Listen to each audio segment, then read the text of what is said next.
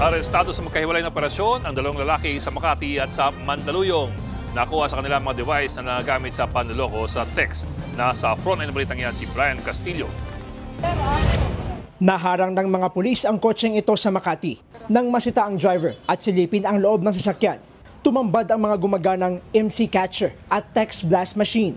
Kita pa ang ilang cellphone na nakuha mula sa suspect. Ang app na nagsasabi kung gaano karaming phones at text message na ang naipadala ng mga ito.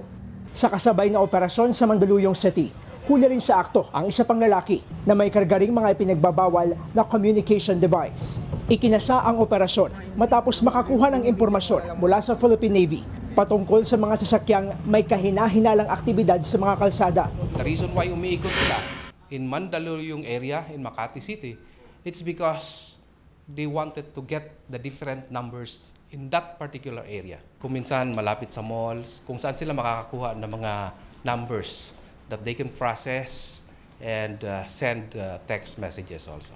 Ang MC Catcher ay may kakayahang makuha ang number ng mga cellphone sa paligid nito na nasa hanggang 100 meters na radius. Habang ang text blast machines kayang makapagpadala ng daang-daang messages sa maraming cellphones ng sabay-sabay. Karamihan sa mga yan galing daw sa mga nagsarang Pogo Hub at nagagamit pa rin ngayon sa panloloko. They use these devices to scam people. Pinaigting namin yung pag-conduct ng cyber patrolling. It's because nakita namin yung isang source is through online. Nabibili siya online. Sabi ng PNP Anti-Cybercrime Group, mula raw sa iisang grupo ang mga naarestong sospek at may mas malaking tao pa sa likod ng iligal na aktibidad na ito sa ilang lugar sa Metro Manila. Nang tanungin naman ang mga sospek sa kanilang naging partisipasyon, tumanggi muna silang magbigay ng detalye.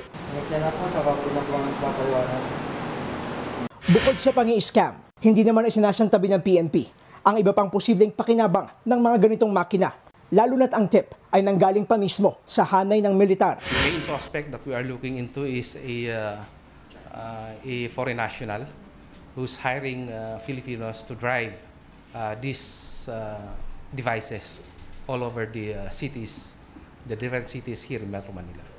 Mahaharap ang mga sospek sa reklamong paglabag sa Regulation of Public and Radio Communications Act at Cybercrime Prevention Act. Nagbabalita mula sa Frontline, Brian Castillo, News 5. Mga kapatid, Ed Lingaw po, maging maalam at may pakialam sa mga napapanahong balita sa ating bansa.